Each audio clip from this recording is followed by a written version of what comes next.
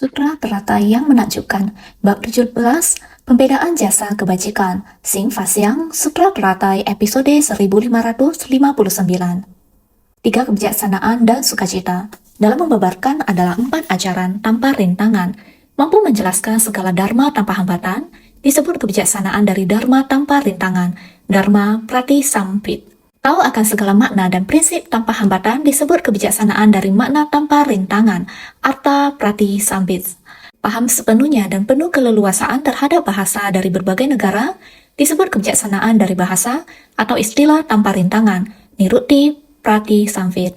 Membabarkan dharma dengan kefasihan terhadap makna dari doktrin ajaran disebut kebijaksanaan dari sukacita tanpa rintangan, Pratibhana Prati Sambit.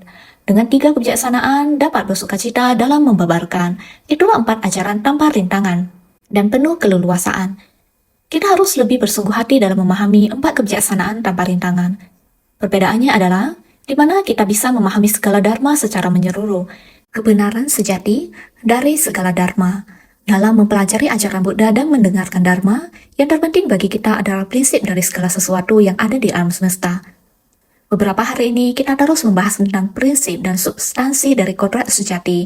Tata bermula dari kebijaksanaan pikiran kita yang berpadu dengan segala sesuatu yang ada di dalam semesta, menjadi prinsip kebenaran dari kodrat sejati ini, baik yang berwujud maupun yang tidak berwujud. Sering disampaikan bahwa yang tidak berwujud tidak terlihat dan terus berubah tanpa kita sadari. Ini untuk yang tidak berwujud, tapi dalam kehidupan kita, yang terpenting adalah prinsip kebenaran dari yang berwujud dan yang tidak berwujud.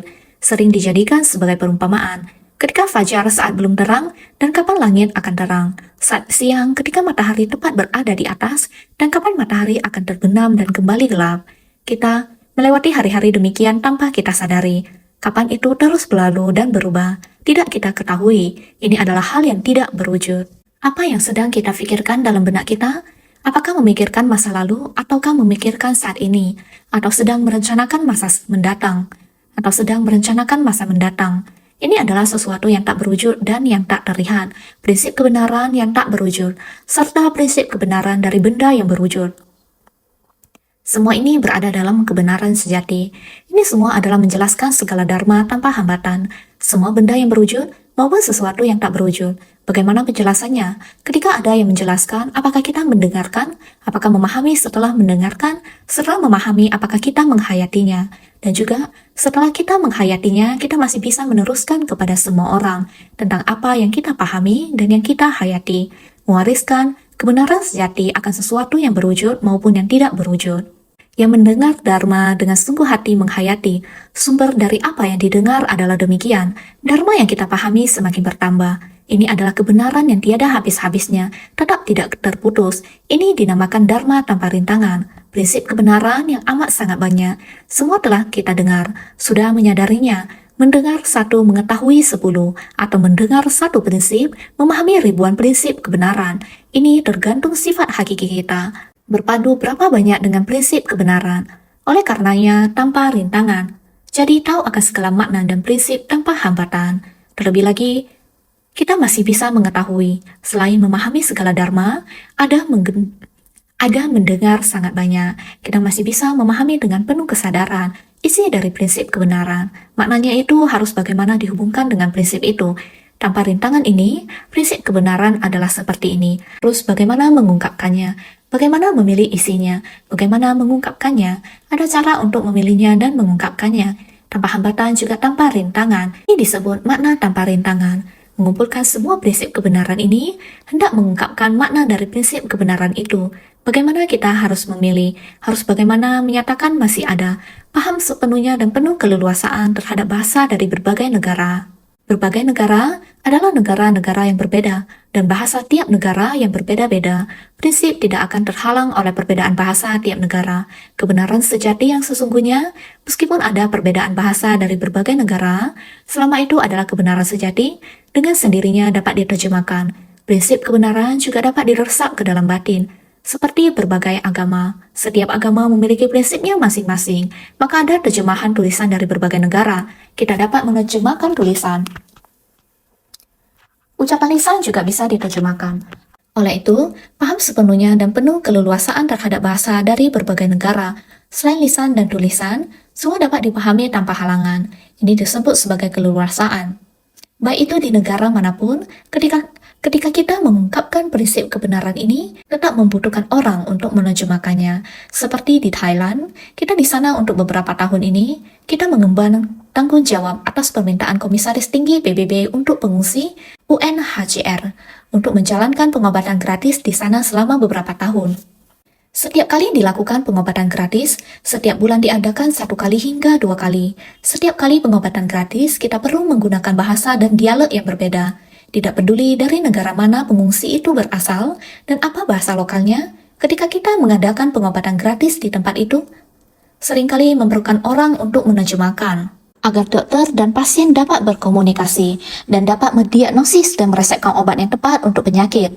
Oleh karena itu, agar pasien dan dokter dapat berkomunikasi, bahasa merupakan alat komunikasi. Oleh itu, paham sepenuhnya dan penuh keleluasaan terhadap bahasa dari berbagai negara. Ini sangatlah penting, adalah seperti sekelompok dari Meksiko, relawan benih datang sampai ke Taiwan. Bahasa mereka kami tidak paham. Bahkan insan Shiji dari Amerika di Meksiko, kita pada saat proses bantuan bencana, waktu yang sangat panjang di tempat itu berkumpul bersama mereka. Bahasa yang berbeda masih bisa memiliki perasaan yang mendalam, karena awalnya kita tidak mengenal mereka, karena mereka bencana gempa di tahun 2017, oleh karena itu kita pergi ke sana. Bahasa yang berbeda harus bagaimana? Harus meminta bantuan orang yang memahami bahasa mereka, meminta bantuan insan Shiji dari negara yang mengerti bahasa Spanyol. Bahasa Spanyol adalah bahasa nasional mereka. Bahasa Spanyol adalah bahasa nasional yang berbeda, hanya adalah di Amerika Selatan yang dapat digunakan, baru bisa terhubung. Kita harus mengundang bodhisatwa dari Amerika Selatan datang. Selain itu, total ada 13 negara, insan Shiji, bersama-sama datang di tempat tersebut. Oleh karena itu, menjadi jalinan hubungan yang mendalam dengan Shiji. Mereka sangat tersentuh dan senantiasa ingin memahami bagaimana organisasi kita bekerja. Tidak peduli ada berapa banyak negara lerawan Shiji berasal, bahasa tubuh kita, sikap di kita, tindakan dan cara ungkapan kita, semuanya sangat teratur dan kompak. Kita semua memiliki niat pikiran yang sama, rasa syukur, hormat dan cinta kasih. Bersumbangsi dengan cinta kasih yang penuh hormat, mereka bisa merasakan ini. Ketika kita bersumbangsi, kita juga berkata terima kasih. Mereka merasa ini sulit dibayangkan. Mereka melihat sekelompok lerawan Shiji ini dari 13 negara yang berbeda, semuanya memiliki ketulusan dan sikap yang sama, sehingga mereka tersentuh. Di tahun 2018 mereka datang ke Taiwan, beberapa lerawan Shiji dari Amerika Serikat datang menemani mereka, dan karyawan kita di Taiwan dari Departemen Agama. Mereka datang bersama ke Taipei. Mereka datang bersama dari Taipei, mengunjungi fasilitas tim medis dan humanis kita. Di setiap perhentian, mereka sangat tersentuh. Mereka tersentuh dan mengungkapkan perasaannya lewat bahasa. Berapa banyak bahasa yang kita gunakan? Kebanyakan orang di komunitas kita menggunakan Mandarin, namun mereka tidak paham bahasa Mandarin. Jadi kita menggunakan bahasa Inggris untuk berkomunikasi dengan mereka, karena saat ini bahasa Inggris lebih umum digunakan. Bahasa Inggris beberapa dari mereka tidak mengerti. Kita perlu mengetahui dan membaca bahasa Spanyol, lalu menerjemahkannya lagi ke dalam bahasa Taiwan, Mandarin, Inggris. Saat ini harus menggunakan bahasa Spanyol lagi. Ini adalah bahasa yang sangat beragam. Ini harus diterjemahkan agar mereka bisa mengerti dan melihatnya. Dengan demikian, baru benar-benar bisa meresap ke dalam batin dan benar-benar memahaminya. Oleh karena itu, Dharma dan makna. Dharma ini prinsip kebenaran menyerap masuk ke dalam batin. Orang-orang harus mengungkapkannya dan mempraktikkan dalam tindakan nyata. Ini disebut Dharma. Kita menerima Dharma, Shiji memiliki aturan Shiji. Shiji memiliki peraturan dan struktur yayasan Shiji sendiri. Oleh karena itu, relawan Shiji dari negara manapun, mereka mau dilantik. Calon komite, relawan Abu Putih Logo. Mereka harus ikut pelatihan, harus melewati proses ini. Ketika mereka bergabung dengan Shiji, berarti memasuki ke tengah orang banyak. Sukacita kita, sukacita dalam Dharma. Dari sukacita dalam Dharma ini terus berlanjut. Oleh karena itu tidak berhenti. Secara alami, aturan, sistem, dan organisasi cinta kasih kita, tidak peduli dari negara manapun, memiliki bentuk yang sama dan dapat berfungsi dalam berbagai bahasa. Oleh karena itu, ini adalah implementasi yang nyata, menerima dharma yang sama, mewujudkan tujuan yang sama. Bodhisattva muncul dikarenakan ada makhluk yang menderita. Prinsip kebenaran ini dibuat. Inilah yang disebut dharma. Prinsip-prinsip kebenaran ini telah dipraktikkan. Bagaimana cara menyuntingnya menjadi bahasa dan tulisan yang diucapkan? Inilah yang disebut makna dari doktrin ajaran, yang bisa diubah menjadi tulisan atau kata-kata, juga dapat dijelaskan dengan bahasa kita. Kita juga dapat mengekspresikan dengan ajaran yang sama. Semua ini terkandung di dalam makna dari doktrin ajaran. Cara mengekspresikannya adalah setelah diedit. Lalu bagaimana menyusun logika bahasanya? Setelah diedit atau disunting, kita punya cara untuk mengekspresikannya. Inilah membabarkan dharma dengan kefasihan. Sama dengan prinsip-prinsip ini, bagaimana kita mengekspresikannya dengan cara yang sama? Bagaimana semua orang melakukannya? Dengan metode apa? Bagian mana dari prinsip yang seharusnya kita gunakan untuk berinteraksi dengan mereka? Ini memerlukan pemahaman menyeluruh. Dharma yang dibabarkan, para pendengar bisa merasakannya dan juga dapat menerapkannya. Ini barulah kefasihan sejati dalam mengajarkan dharma. Jadi ketika kita mengatakan hal yang dimengerti oleh orang lain, kita akan sangat bahagia. Saya mengatakan seperti ini, dia memahaminya. Tidak hanya memahaminya, dia juga mempraktekkannya dalam tindakan nyata. Mereka adalah orang yang saya bimbing. Kebahagiaan dharma ini dan sangat bersukacita. Ini yang disebut bersukacita dalam membabarkan. Karena apa yang saya katakan kepada dia sangat bermanfaat buat dia, maka saya bisa membabarkan prinsip kebenaran yang sama kepada orang lain. Inilah bersukacita dalam membabarkan, sangat bersukacita. Bercerita dengan fasih, jika sendiri mempunyai kepercayaan diri, maka akan bercerita dengan sukacita. Ini yang disebut kebijaksanaan dari sukacita tanpa rintangan, pratibhana pratisamvit. Dengan 3 kebijaksanaan, dapat bersukacita dalam membabarkan 3 kebijaksanaan. 3 kebijaksanaan adalah kemahatauan atau pengetahuan sempurna, sarvaj nata, pengetahuan akan jalan pencerahan, margaj nata, dan kebijaksanaan menyeluruh salvata jana. Ini disebut 3 kebijaksanaan. Pengetahuan sempurna memahami semua hal di dunia ini. Pengetahuan akan jalan pencerahan margaj nata. Kita bisa membedakan hal-hal dan prinsip-prinsip. Dengan pengetahuan sempurna akan jalan pencerahan, kita dapat menerapkan prinsip-prinsip tersebut ke dalam tindakan nyata. Dengan 3 kebijaksanaan, kita dapat merasakan segala bentuk dan penampakan di dunia ini, memahami sepenuhnya prinsip kebenaran sejati. Dengan demikian mengajarkan dharma, maka dengan sendirinya, orang-orang bisa memahami dan menerima prinsip kebenaran, dan dengan sukacita membabarkannya, maka disebut bersukacita dalam membabarkan tanpa rintangan. Keempat hal yang kita sebutkan ini dinamakan 4 kebijaksanaan tiada rintangan. 4 kebijaksanaan tiada rintangan berasal dari 3 kebijaksanaan, perpaduan dari pengetahuan sempurna. Pengetahuan akan jalan pencerahan dan kebijaksanaan menyeluruh. Saat kita mengungkapkan prinsip-prinsip yang mendalam, lapis demi lapis dalam bahasa dan kata-kata, ini adalah 4 kebijaksanaan tiada rintangan. Jadi 4 ajaran tanpa rintangan dan penuh keleluasaan juga bisa disebut 3 kebijaksanaan dapat bersukacita dalam membabarkan. 4 ajaran tanpa rintangan dan penuh keleluasaan bisa disebut demikian. Sesuai dengan kapasitas dan sifat dari para makhluk, para bodhisattva membabarkan dharma yang suka didengar oleh mereka secara sempurna dan seraras, tanpa hambatan sedikit pun. Makanya disebut kebijaksanaan dari sukacita tanpa rintangan, pratibhana pratisamvit. Sesuai dengan kapasitas dan sifat dari para makhluk, para bodhisattva membabarkan dharma yang suka didengar oleh mereka. Sesuai dengan kapasitas dan sifat dari para makhluk, para bodhisattva membabarkan dharma yang suka didengar oleh mereka. Kapasitas seperti apa? Dharma apa yang ingin didengar? Buddha menyesuaikannya sesuai dengan kapasitas para makhluk. Para bodhisattva turun ke orang banyak juga sama seperti demikian. Melihat para makhluk ingin mendengar dharma yang seperti apa, maka disesuaikan dengan kapasitas mereka. Dan dharma dapat dibabarkan secara sempurna dan selaras, tanpa hambatan sedikit pun. Tanpa hambatan adalah tanpa rintangan. Sambuddha dapat menyelaraskan ajarannya. Para bodhisattva dapat menyesuaikannya dengan kapasitas orang banyak, membabarkan dharma tanpa ada rintangan. Makanya disebut kebijaksanaan dari sukacita tanpa rintangan. Ini harus kita pahami dengan jelas. Sutra sebelumnya juga mengatakan demikian. Pada ketika ini, Bhagawan memberitahukan kepada Bodhisattva Mahasattva Maitreya, Ajita, sewaktu aku menyampaikan betapa panjangnya usia Tathagata, para makhluk sejumlah 6.800.000 koti nayuta, butiran pasir di sungai Gangga memperoleh Anupatika Dharma Santi. Sutra Teratai Bab 17, Pembedaan Jasa Kebajikan. Ini adalah yang dikatakan naskah sutra sebelumnya. Semua orang semestinya ingat, 6.800.000 koti, 600 apakah masih ingat? Perumpamaan untuk 6 akar. 80 apakah masih ingat? Benar, perumpamaan 8 kesadaran. Kondisi luar yang dijalin oleh 6 objek indera, beribu-ribu dan berpuluh-puluh ribu sehingga diumpamakan menjadi 600. Sangatlah banyak. 80 adalah dari begitu banyak kondisi yang menciptakan akhirnya menjadi benih dan masuk ke dalam ladang kesadaran ke-8. Membuat kita tiada sesuatu pun yang terbawa pergi sewaktu mati. Hanya karma yang menyertai. Datang dan pergi, benih yang telah kita ciptakan. Oleh sebab itu, kita saat ini harus membina diri. Tiada henti-hentinya menjalin jodoh baik dengan para makhluk.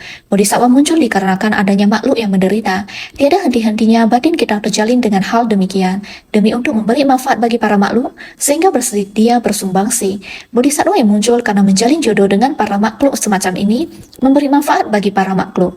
Kebiasaan ini kita harus melatihnya agar tetap ada. Pikiran ada, pikiran tergerakkan. Ini adalah setiap niat pikiran, semuanya adalah dharma yang memberi manfaat bagi para makhluk.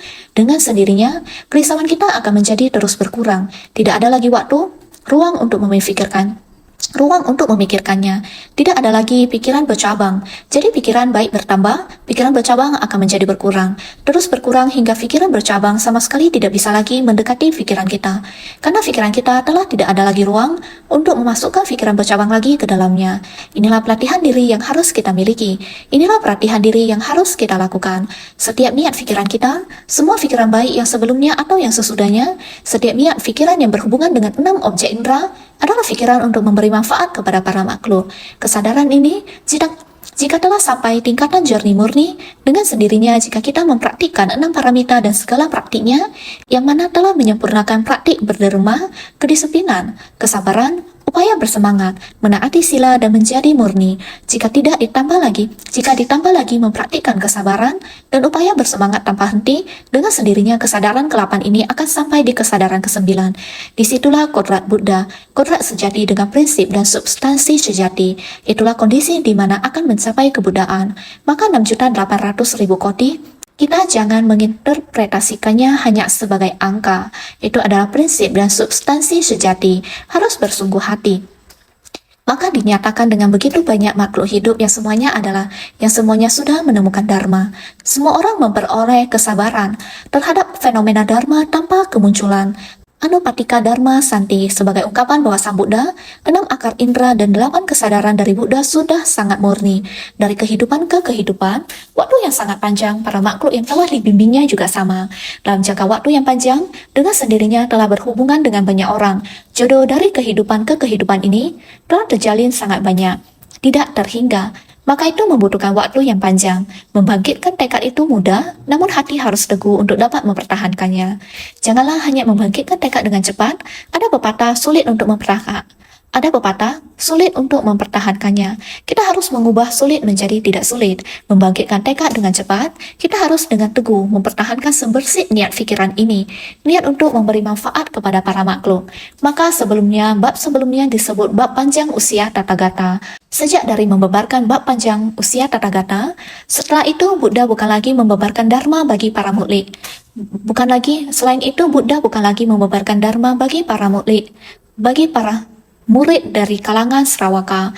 Dari bab panjang usia Tathagata sebelumnya, Buddha bukan lagi membebarkan dharma bagi para murid dari kalangan Sravaka, melainkan diperuntukkan bagi para bodhisattva pada tingkatan dari buah pencerahan, Wipaka bumi.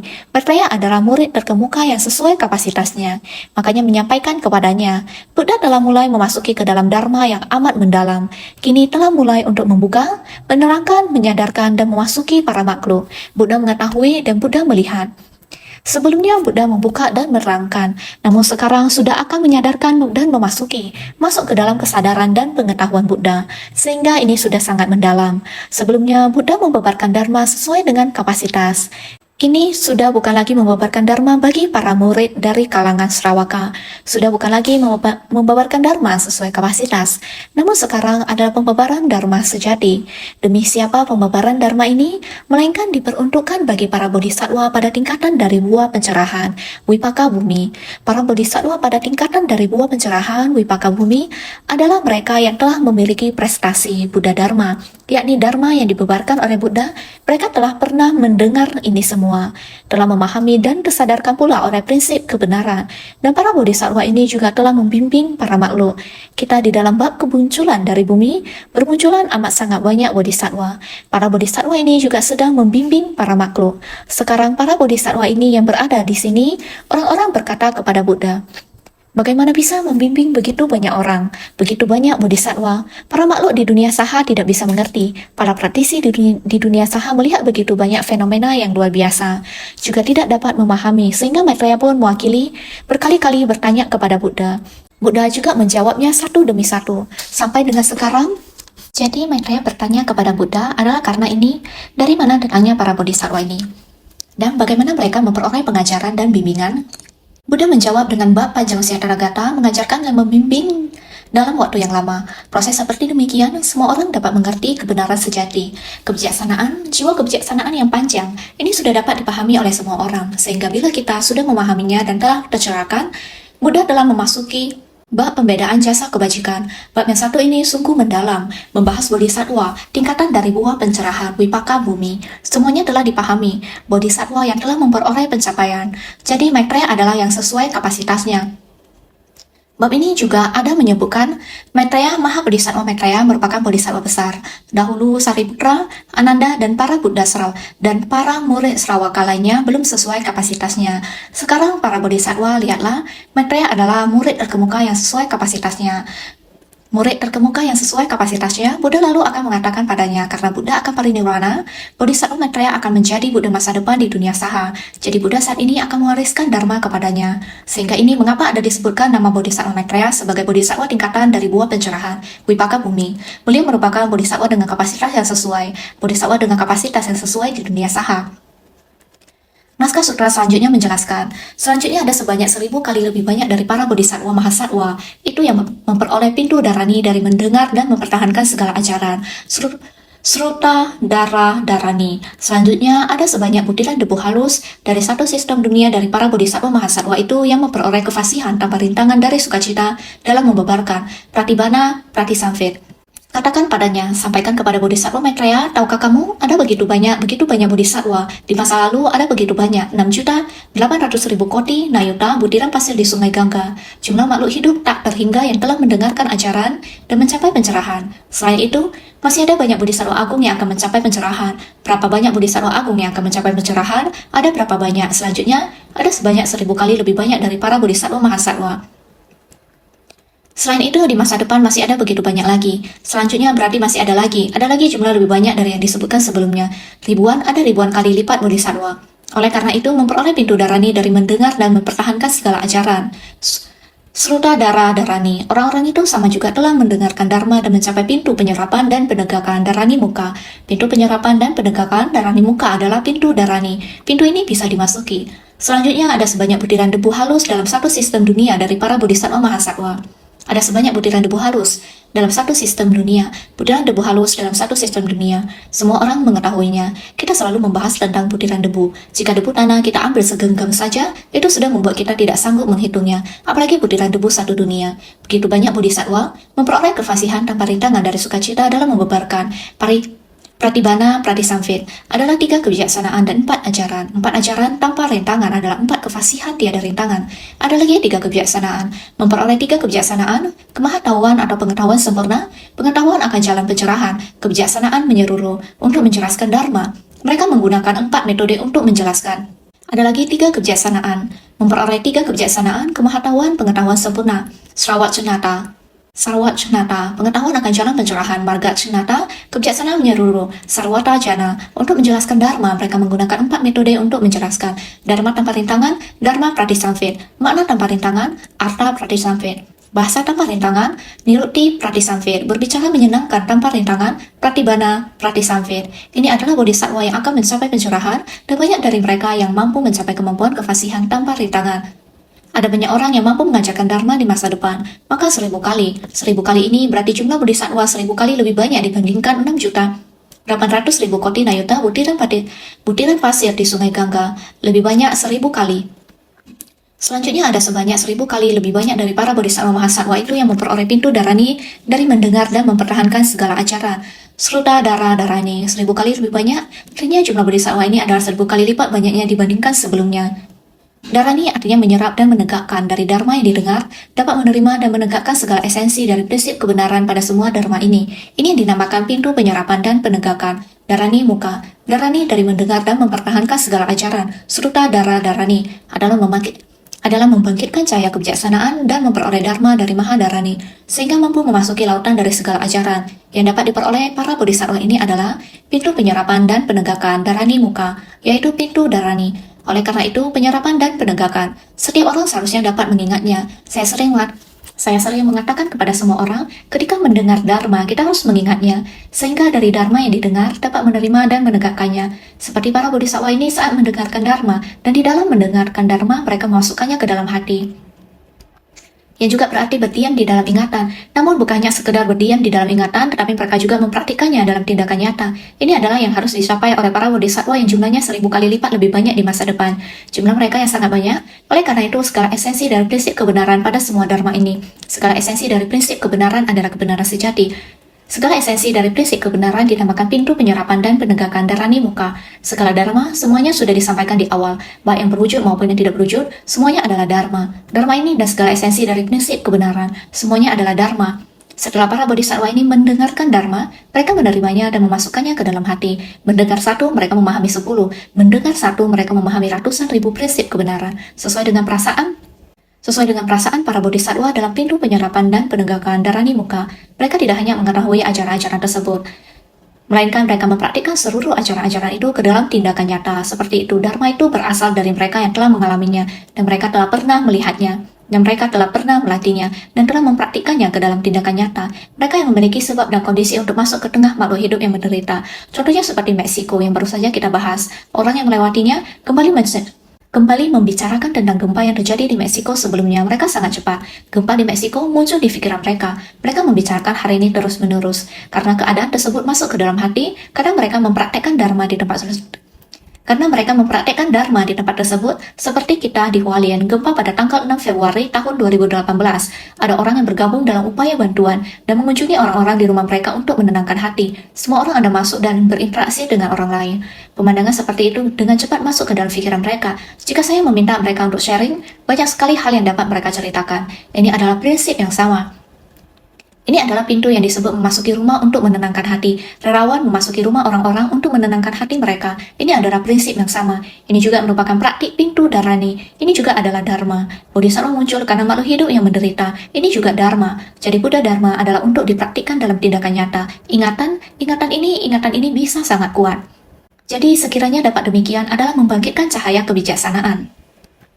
Karena Dharma ini masuk ke dalam hati Anda, juga Anda adalah mulai bersentuhan dengannya. Saat ini bagian neurologi sedang meneliti otak ini bisa digunakan sampai mana. Bagian otak yang digunakan akan bersinar, memancarkan cahaya. Sel itu akan bersinar, sudah berbeda, benar-benar ada memanfaatkannya. Di tempat itu dengan sangat cermat dan teliti menelitinya. Struktur tubuh orang ini juga memiliki fungsi seperti itu pada otaknya. Bagian otak mana yang Anda gunakan, di tempat itu ia memiliki kemampuan khusus, seperti sedang memancarkan cahaya. Ini adalah cahaya kebijaksanaan, yaitu membangkitkan cahaya kebijaksanaan. Di bagian otak membangkitkan kemampuan berfungsi. Jadi memperoleh Dharma dari Mahadarani. Karena demikian, dia memiliki kesan batin, pikiran dan otak saling menggunakan. Dia memiliki kesan batin, maka bisa berbagi cerita kepada semua orang, jadi lancar dan tenang, terus-menerus, tanpa henti berbicara. Inilah bersukacita dalam membabarkan Dharma tanpa rintangan. Dengan prinsip kebenaran yang sama, ini juga adalah pintu penyerapan dan penegakan tanpa rintangan. Juga bisa prinsip kebenaran jelas di dalam pikiran mereka. Jadi juga bisa prinsip kebenaran jelas di dalam pikiran kita. Jadi sehingga mampu memasuki lautan dari segala ajaran. Oleh karena itu, kita para bodhisattva muncul dikarenakan ada makhluk yang menderita. Kita harus dengan sangat bersungguh hati menghayatinya. Dharma dari prinsip kebenaran mesti dimasukkan ke dalam hati. Harus diingat, jadi para bodhisattva hendaknya memperoleh maha dharani. Segala dharma baji harus ditegakkan agar tidak hilang. Dharma baji yang sangat-sangat banyak. Kita harus menegakkan itu semua. Para bodhisattva hendaknya memperoleh maha dharani. Segala dharma baji harus ditegakkan agar tidak hilang. Sedangkan segala dharma jahat harus dijaga agar tidak muncul. Mendengarkan dan menegakkan segala dharma, dapat membedakan dan mengetahui sepenuhnya. Semua tidak dilupakan, juga tiada ganjalan. Inilah menyerap dan menegakkan tanpa rintangan. Baru saja kita telah membicarakannya. Kesadaran ini kita harus terus-menerus mencari jodoh baik di tengah orang banyak. Kita harus terus-menerus memberikan manfaat kepada orang banyak. Kebiasaan ini harus kita jaga terus-menerus. Jika demikian, maka ditegakkan agar tidak hilang. 8 kesadaran kita itu harus dipertahankan. Apakah 6 akar indera, 6 objek indera, dan 6 kesadaran kita terjalin dengan kondisi luar setelah melalui perenungan dari batin, sehingga tercipta karma. Akibatnya kembali ke 8 kesadaran. Jadi 8 kesadaran ini menjadi kebiasaan kita. Maka tiada sesuatu pun yang terbawa pergi sewaktu mati. Hanya karma yang menyertai. Yakni dengan membawa kesadaran ini, kita dapat ditegakkan agar tidak hilang. Jangan melupakannya. Kita harus terus-menerus melatihnya, sehingga segala dharma jahat harus dijaga agar tidak muncul. Kita, jika dapat mempertahankan dharma kebajikan, maka secara alami dharma jahat tidak akan mendekat. Baru saja juga dikatakan, waktu dan ruang kita gunakan untuk memberikan manfaat kepada para makhluk. Maka secara alami seluruh pikiran pengganggu ini, pikiran buruk ini, perilaku yang buruk, perlahan pun meninggalkan kita. Jika kita berada di dalam suatu kelompok yang sangat tidak baik, dulunya kita mengira bahwa di sana sangat baik. Seiring mengikuti mereka di sana, namun merasakan bahwa kita harus melakukan ini baru benar, maka perlahan terlepas dari kelompok ini. Secara alami bisa bergabung kemari, dan mereka di sini sangat ideal, yakni memberikan manfaat untuk orang banyak. Kemari sehingga terlepas dari tempat tersebut. Dan bersungguh hati di tempat ini dengan prinsip yang sama, dari gelap perlahan-lahan terlepas, dan terang perlahan-lahan sudah berada di sekitar kita, sehingga disebut berbalik dari kegelapan menuju terang. Kesadaran kita perlahan-lahan mengarah ke dharma baji. Segala jenis dharma jahat, kita jaga agar tidak bisa masuk. Batin kita tidak memunculkan sebersih dharma jahat. Jadi mendengarkan dan menegakkan segala dharma, dapat membedakan dan mengetahui semuanya, dapat mengetahui sepenuhnya. Kita sendiri dapat mengetahui pikiran kita di dharma kebaikan, bertahan untuk tidak membiarkannya menghilang. Kita harus selalu berwaspada. Dharma yang buruk tidak boleh muncul dalam batin kita. Setelah mendengarkan dharma, kita harus memegang kuat, harus mempertahankannya, membedakan dan mengetahui segala dharma. Kita harus memahami dan membedakan semua jenis dharma yang bersifat duniawi dan melampaui keduniawian. Semua tidak dilupakan. Kita harus memahaminya dengan jelas dan tidak melupakannya. Tidak boleh memiliki penyakit hilang ingatan. Kita harus bertahan dalam hal yang benar dan tidak melupakannya. Jika kita mampu menjadi seperti ini, ketika kita bergaul dengan orang-orang dalam kehidupan kita sehari-hari, secara alami kita akan tiada ganjalan. Pikiran kita akan sangat tenang dan tentram, dan kita akan selalu berada dalam siklus dharma kebaikan. Inilah menyerap dan menegakkan tanpa rintangan. Kami tidak akan menemui hambatan. Sang Buddha kemudian berkata, selanjutnya ada sebanyak butiran debu halus dalam satu sistem dunia dari para bodhisattva mahasatwa itu. Penggalan sutra ini mengatakan bahwa terdapat juga bodhisattva yang jumlahnya bagaikan partikel debu di satu dunia. Selanjutnya ada sebanyak butiran debu halus dalam satu sistem dunia dari para bodhisattva mahasatwa itu. Satu sistem dunia, Ekam Loka Datum, memiliki satu matahari, 1 bulan, 4 benua dari dunia. Butiran debu halus, di mana satu butiran debu halus mewakili satu bodhisattva. Satu sistem dunia, Ekam Loka Datum, memiliki satu matahari, 1 bulan, 4 benua dari dunia. Sebuah dunia ada 1 bulan, 1 matahari. Dengan 1 bulan dan 1 matahari, ini adalah sebuah dunia. Ini seperti bumi kita. Dunia bumi ini memiliki 1 bulan dan 1 matahari yang mengorbit. 4 benua dari dunia, ada timur, barat, selatan, dan utara. Dalam Buddha Dharma, kita membicarakan tentang benua timur Purwa Wideha, benua barat Awara Godania, dan lain-lain. Mereka ada di arah yang berbeda, di timur, barat, selatan, dan utara.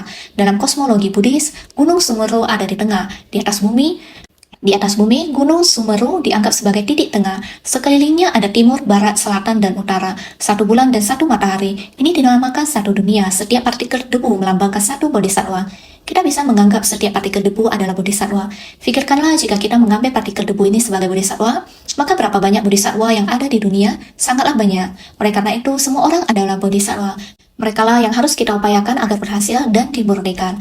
Jadi, memperoleh kefasihan tanpa rintangan dari sukacita dalam membebarkan pratibhana pratisamvit, memperoleh kefasihan luar biasa, sukacita dalam membebarkan segala dharma, tanpa hambatan sedikit pun. Mereka yang dalam merealisasikan ini berarti telah memperoleh dharma dari batin dan dapat berbagi sukacita dalam dharma dengan orang-orang. Berharap semua orang bisa mengatakannya. Setiap orang dapat mendengarkan dharma sangat jelas, mengenal kembali hukum dunia, melakukan hal di dunia, muncul dikarenakan ada makhluk yang menderita. Setiap orang dapat melakukannya, sehingga memperoleh kefasihan luar biasa. Bodhisattva ini karena memahami dharma, maka dia memperoleh kefasihan luar biasa. Sukacita dalam membebarkan segala dharma tanpa hambatan sedikit pun. Mereka yang telah merealisasikan ini berarti telah memperoleh dharma di dalam batin. Mereka yang telah merealisasikan ini berarti telah memperoleh dharma dari batin dan dapat berbagi sukacita dalam dharma dengan orang-orang. Bila demikian, dharma ini semuanya dipahami. Tiada rintangan dengan sendirinya batin kita, diri sendiri juga yakin, juga mempunyai keyakinan diri. Sehingga mempunyai kesan batin, diri sendiri juga yakin, juga mempunyai keyakinan diri. Sehingga mempunyai kesan batin. Kesan batin ini, kesan batin Dharma Buddha dengan kasih. Kesan batin Dharma Buddha dengan kesan batin hukum dunia. Dengan kesan batin dari tindakan nyata kita dengan para makhluk saling berkumpul, sharing. Sehingga berbagi sukacita dalam dharma dengan orang-orang. Orang yang mengatakannya juga bersukacita. Diri sendiri melakukannya yang mendengar terharu. Sehingga ini yang kita usahakan. Sekarang kita mulai memasuki pengetahuan dan pandangan Buddha. Mendengar dharma harus senantiasa bersungguh hati.